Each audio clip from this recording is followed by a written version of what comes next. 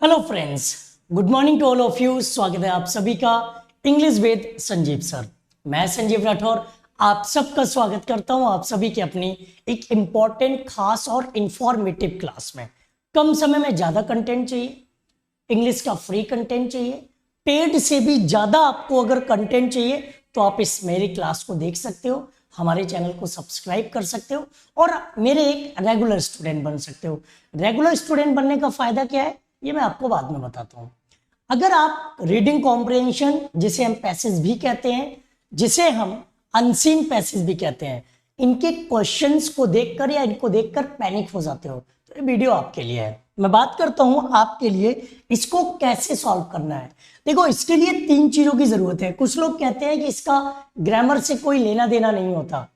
कई बार ऐसे क्वेश्चन आपको देखने को मिल जाते हैं जिसमें किसी वर्ड का मीनिंग पूछ लिया जाता है, सिनोनिम पूछ लिया जाता है, कई बार एंटोनिम पूछ लिया जाता है, कई बार इडियम एंड फ्रेज पूछ लिया जाता है, कई बार आपसे पूछ लिया जाता है कि इस वर्ड का मतलब क्या है, कई बार आपसे पूछ लिया जाता है कि दो लोगों ने आपस में बात की तो उनके बीच में क्या बातचीत हो रही थी।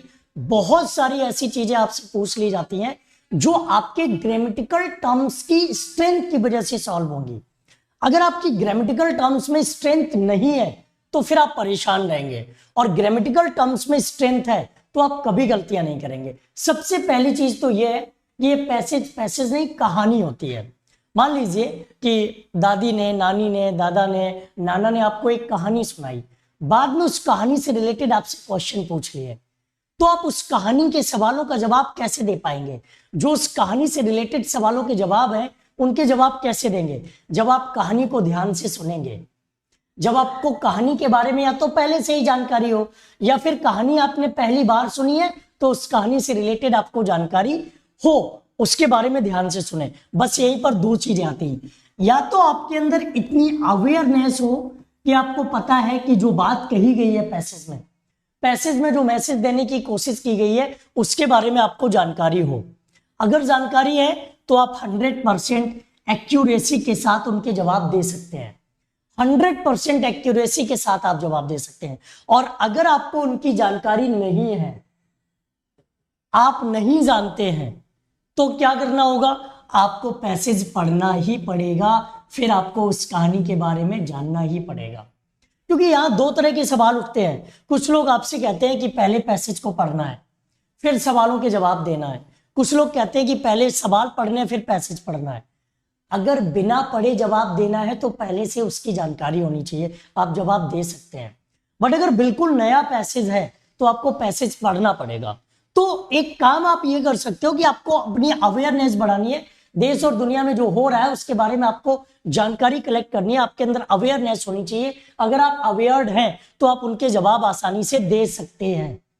एक तो ये होना चाहिए। दूसरा, अगर वो कैप से रिलेटेड क्वेश्चन आते हैं कि इसका सिनोनिम क्या होगा, इस वर्ड का एंटोनिम क्या होगा, तो भाई इधर आओ, उसके बारे में आपको जानकारी करनी पड़ेगी, नॉलेज होनी ही चाहिए। बिना नॉलेज के आप उसका जवाब नहीं दे सकते।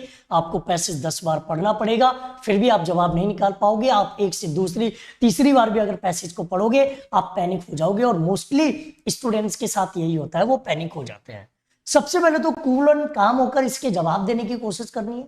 सबसे पहले तो इससे डरना नहीं है, सबसे पहले तो इसे चैलेंजिंग नहीं समझना है, इसको चैलेंज करना है। और ये सबसे आसान होता है उनके लिए जो इसे कहानी के तौर पर मानते हैं। कहानी आती है तो जवाब देंगे, नहीं आती तो कहानी को ओवरव्यू कर लेंगे, और पूरा पैसेज नहीं पढ़ना होता है। आप तो CHSL का एग्जाम देंगे, MTS का एग्जाम देंगे, CGL का एग्जाम देंगे, स्टेनोग्राफर का एग्जाम देंगे, उसमें बहुत बड़े बड़े पैसेजेस नहीं आते हैं। सोशल इविल से रिलेटेड, जो आप आसपास की सामाजिक बुराइयां हैं तो उनसे रिलेटेड मैं कुछ टॉपिक्स आपको बता रहा हूं। जैसे सोशल इविल्स हैं, जितनी भी सामाजिक बुराइयां हैं उनके बारे में आपको जानकारी होनी चाहिए। जो देश और दुनिया के बर्निंग टॉपिक्स हैं उनके बारे में भी आपको जानकारी होनी चाहिए। अगर बर्निंग टॉपिक्स के बारे में आपको जानकारी है तो आप उनके जवाब आसानी से दे सकते हो, आप इजीली क्वेश्चंस को सॉल्व कर सकते हो। अगर किसी और बात को देखें तो यहां पर आपको यह देखना है कि जो भी हिस्ट्री से रिलेटेड टॉपिक्स हैं, हिस्ट्री के टॉपिक्स भी आपसे पूछे जाते हैं, और SSC में अगर ये 3 तरह की चीजें आपने तैयार कर ली तो आप किसी भी पैसेज को 100% एक्यूरेसी के साथ सॉल्व कर सकते हो। और एक्यूरेसी जरूरी है। Exam means accuracy, exam means speed, exam means जो आप पढ़ रहे हो, जो आप कर रहे हो उसमें आप दूसरों से आगे हो, क्योंकि आप कॉम्पिटिटर हैं। और कॉम्पिटिटर का मतलब यही है कि आप दूसरों से जब आगे होंगे तभी आप इसमें काम कर सकते हो, अदरवाइज नहीं कर सकते हो।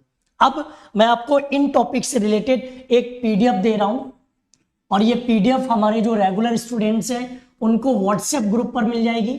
हमारे जो रेगुलर और हमारे पुराने स्टूडेंट्स हैं उनके लिए मैंने एक व्हाट्सएप ग्रुप बना रखा है, जहाँ पे इंडिविजुअल मुझसे बात भी कर सके और अपनी प्रॉब्लम को सॉल्व करा सके। या फिर अगर आप मेरे व्हाट्सएप ग्रुप में नहीं हैं तो आप टेलीग्राम पर मेरे साथ जुड़ सकते हैं। टेलीग्राम का नाम है इंग्लिश विद संजीव सर। जब ये वीडियो खत्म होगा वैसे तुरंत आप इस व्हाट्सएप या टेलीग्राम ग्रुप पर जाइएगा, आपको यहाँ पीडीएफ मिल जाएगा। उस पीडीएफ से आप प्रैक्टिस करिएगा और मुझे पूरी उम्मीद है कि आप एग्जाम में अच्छा कर सकते हो। अभी के लिए इतना ही, मिलते हैं अपनी क्लासेस में। अगर आपको कम समय में ज्यादा कंटेंट, फ्री पीडीएफ्स, इंग्लिश का फ्री कंटेंट चाहिए तो आप मेरे चैनल को सब्सक्राइब कर सकते हो, बेल आइकन क्लिक कर सकते हो, ताकि जब भी मेरे द्वारा क्लासेस आए तो आप लोग उन क्लासेस को जरूर देखें। थैंक यू, जय हिंद।